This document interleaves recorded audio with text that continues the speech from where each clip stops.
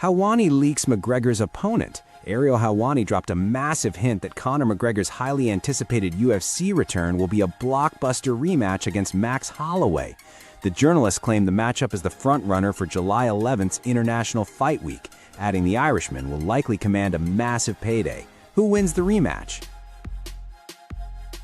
Conor McGregor is coming back. Guys, I'm very confident of this. I spoke to Conor myself. Adi Atara went and had a meeting, a face-to-face sit-down with the UFC, because it got to the point where Conor's side is saying, hey, do you guys not think we're serious? Or is it you guys aren't serious? There's a little confusion here over the telephone. Let's talk, right? Conor's coming back. I think it's important that you understand up front, not just that Conor's not going to fight Michael Chandler, but why Conor's not going to fight Michael Chandler. Now, look, the UFC... All right, fight fans, if you clicked on this expecting a definitive name, you're in for a wild ride, because what we're about to uncover is even bigger. Our insider just confirmed what we've all been speculating. McGregor is coming back, and he's not messing around. But the biggest reveal here, and the crux of this entire leak, is that it won't be Michael Chandler. The speaker's direct access to Conor and the UFC paints a clear picture. The Notorious One is back at the negotiating table, and his next opponent is shaping up to be truly unexpected. Forget what you thought you knew, because the reasons for Chandler being out point directly to who the shocking return opponent actually will be. Has a brand promise. And like any great company, they will stick to that promise in good times and in bad. When you're selling out arenas, when COVID hits and you can't do it in front of everybody, you got to stick to that promise. And the UFC does. Now, how does that pertain to Conor? Conor McGregor is in a very unique spot because of the success that he has previously had. We are questioning how good is Conor today. We're questioning how good can he be today. He's coming off a catastrophic injury. Many people forget that. This insight into the UFC's brand promise is crucial to understanding the shocking return opponent reveal. It's not just about a big fight. It's about upholding the integrity of the sport, even when it comes to their biggest star. McGregor's unique position, his past glories, are undeniably massive. But the speaker highlights the elephant in the room, the questions surrounding Conor's current capabilities after such a severe injury. This brand promise means the UFC can't simply give him a tune-up fight. They have to maintain their standard, which directly impacts the caliber and unexpected nature of his next challenger. His leg is broken in two. He then does 6 years on the shelf. So we question how good he is, but we've got to operate under the assumption that he's pretty damn good, considering he won an interim and undisputed and went 30 minutes with Floyd. Like, we have to assume, based on what he's done before, that he's pretty damn good. Now, if you're going to treat Conor like everybody else, and I want to pay off this Chandler statement first. It's about what's next. It's about where does this fight lead us? The timeline laid out here is a stark reminder of the hurdles McGregor faces. A catastrophic leg break, followed by years away from active competition.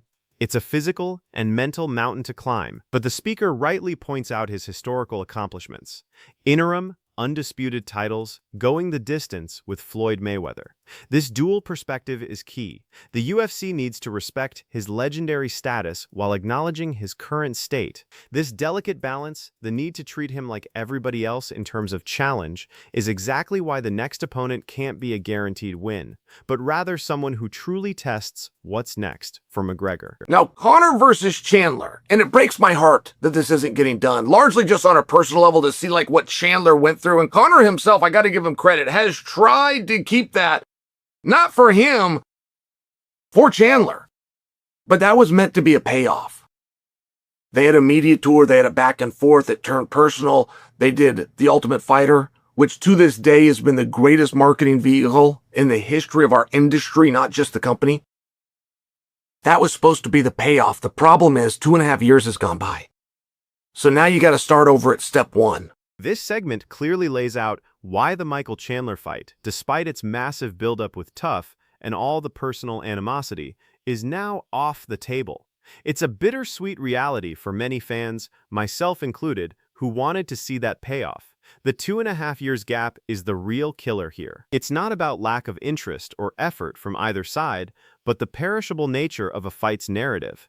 This directly clears the path for a different, and as we'll soon discover, far more surprising opponent. The UFC's decision to start over at step 1 signifies a fundamental shift in strategy for McGregor's return, hinting at a truly fresh and unexpected challenge. And on step 1, that's where Chandler does not become the perfect opponent. Because Chandler, we also don't know how many miles does that car have left. So if we're going to stick to the brand promise and we're going to bring in Conor McGregor, who we identify as very good, and by the way, we do know to be a main eventer. We know that we're going to put him in a main event. Then we must put him, and basically you could choose, by the way, guys, I'm going to say 1 through 6. You could even go 1 through 8. Pick anybody you want to do. Della Maddalena makes a lot of sense. I think that Ian Gary was more than a Freudian slip. I think that there's some real traction and some real legs to that. I don't think the idea of Islam and title fights is going to happen. I don't believe that Max is going to bump up and we're going to pay one off. So, if Chandler is out because of the time elapsed and the need to start over, who is in? The speaker's mention of miles left on the car for Chandler underlines the UFC's focus on legitimate competition, even for a superstar like McGregor. They need a credible threat, someone who fits the main eventer criteria, but also allows McGregor to prove himself. The casual mention of names like Ian Gary and JDM, while ruling out immediate title shots or nostalgia bouts with Max Holloway, gives us a massive clue. It suggests they're looking for a rising, dangerous contender, the exact profile of a shocking return opponent who could either elevate their own career or mark a new chapter for Conor. I think Conor is likely to be put into a spot, and I'll use Anderson Silva as a great example, who is the best fighter in the world, the champion of the world, had the exact same catastrophic leg injury, attempted to make a comeback. And it was an interesting position because Anderson was great, and Anderson had the rankings, and he had the name, he had the meaning, and he was a main event guy. But he wasn't a main event pay-per-view guy, because those are largely reserved for title fights. So they paid Anderson all those same respects, and they kept him as a main event in his last fight, just to remind you, instead of being in front of a sold-out Mandalay Bay or a record-setting MGM crowd like he was used to, they took him over to the Apex. The Anderson-Silva comparison is incredibly telling, offering the clearest blueprint for McGregor's return opponent. Silva, a legend who also suffered a catastrophic leg injury, came back to fight, but the landscape had changed. He remained a main event draw, but not a pay-per-view headliner reserved for title fights. This is key. It signals a shift in how McGregor will be positioned, still a star, but potentially against someone who needs the McGregor platform more than he needs another mega money legacy fight. This comparison sets the stage for a specific type of opponent, one who might shock fans expecting a top 5 blockbuster. And they did it on a fight night. But they kept him as a main event, and they put him with a killer known as Uriah Hall, and that was kind of used to elevate Uriah. If Anderson could have stood his ground and he could have found a way to win, he could return to that same spot and he could continue to be a main event over there. I believe is how that story would have gone. And I believe that's very similar with Conor. I believe he's going to get dealt from the bottom of the deck, but I think you have to. I think the only way that you could justify it is to give somebody else an opportunity to take it all. It's the ultimate poker hand at all times in MMA. Whatever you got, you are all in. And here it is, the moment you've been waiting for. The direct comparison to Uriah Holland, a killer, used to elevate his own career by fighting Anderson Silva at the Apex.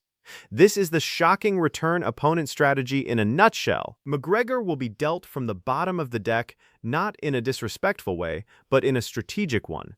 It's about giving a rising, dangerous fighter an incredible opportunity, someone with everything to gain and nothing to lose.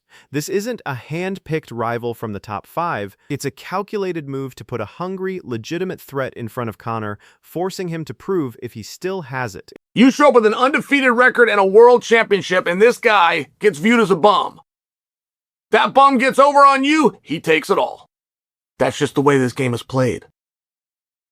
And the good news and the exciting news is Conor agrees with me. Conor doesn't care. Conor was willing to fight Protas. He's willing to fight Chandler. He would like to pay that off. Red Panty Night's still real. He'd made an agreement with Chandler, did his best to give it to him. I think there's legs to Ian Gary. My partner's thrown out JDM. I don't hate that idea. I think the idea of you take anybody 1 through 8, 1 through 6, and you grab any one of them, right? Like that's still McGregor. He's got to prove that he can stand his ground or he can't. And if he can't, then that passes. This ultimate poker hand analogy perfectly encapsulates the stakes involved for McGregor's return. He's coming back to face a bum in the sense that they might not have his star power or championship pedigree, but they're a hungry, dangerous fighter who can take it all if they win. The most compelling part is that Conor himself agrees with this approach. He doesn't care who it is, whether it was Chandler or a rising prospect like Ian Gary or JDM. This isn't about cherry-picking. This leak confirms McGregor is ready to face a high-risk, high-reward opponent, someone who could truly shock the world by beating him or cement his legendary comeback. We're going to have fun. We're going to do a box office. They're going to load up the jumbo jets. The 747s are going to land in Las Vegas, all full of the Irish. It's not going to be like that. He's going to have to fight, and he's made his own demands, by the way. He wants harder fights. He don't want to go to 55. He wants to stay at 70. He don't want to cut weight. He's willing to go to 85. The last thing, and one of the reasons that Conor gained so much sincerity and credibility with me, is he didn't even care about the weight. He just wanted to compete. So I'm just sharing with you, if you're attempting to guess and Conor's coming back, you're going to get McGregor, and you're going to get him soon. You're going to get an announcement a lot sooner. This revelation completely shatters the expectation of a typical McGregor circus event. Forget the jumbo jets and the massive Irish invasions. This fight is not about fanfare. It's about pure competition. The speaker confirms McGregor's own demands for harder fights, his willingness to stay at 170 pounds or even go to 185 pounds, and his indifference to cutting weight. This isn't a showman seeking an easy payday, it's a fighter desperate to compete. This mindset from McGregor himself is why the shocking return opponent isn't a marquee name from his past, but rather a dangerous, often overlooked contender who meets his desire for a real challenge. You're going to get McGregor, and you're going to get him soon.